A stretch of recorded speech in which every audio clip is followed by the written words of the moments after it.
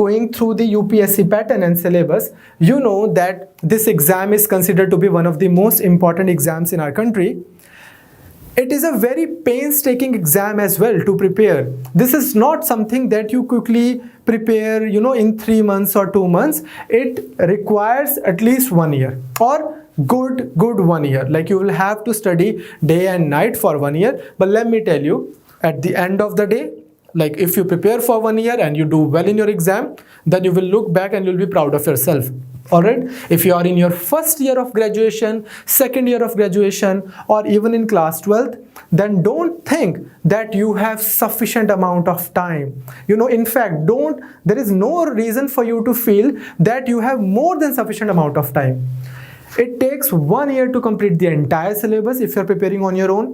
Then you will need another 4 to 5 months to revise it properly.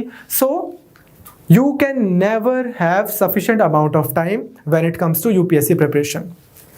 It's a very competitive exam, but it's very thrilling and enriching. Even the preparation process, within 7 to 8 months, regardless of your educational background, you will know a lot about history, geography, economics, polity, environment, science and tech, culture, security, ethics, philosophy, morality, and then so on and on and on. All right.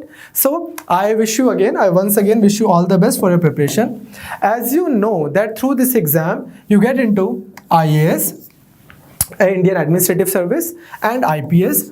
In these two services, you are usually posted in one state or a collection of state, and you serve in those states or state, as the case may be, throughout your lifetime, unless you go for deputation in center or some departments.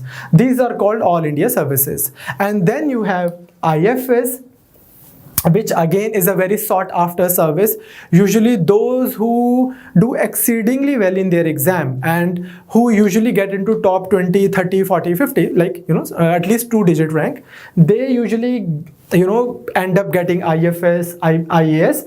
For IPS, for general category, normally, there is no such rule, but normally you get into IPS if you get into top 200 or sometimes even in top 300. For IAS and IFS, you have to get into top double-digit rank. It is an established convention that anybody getting anybody getting into the services with 3-digit rank will end up getting either IPS or IRS. So if you are aiming for IAS, make sure that you do your best. Then, of course, but not I'm not suggesting that this job is superior than this one or this job is superior than this one.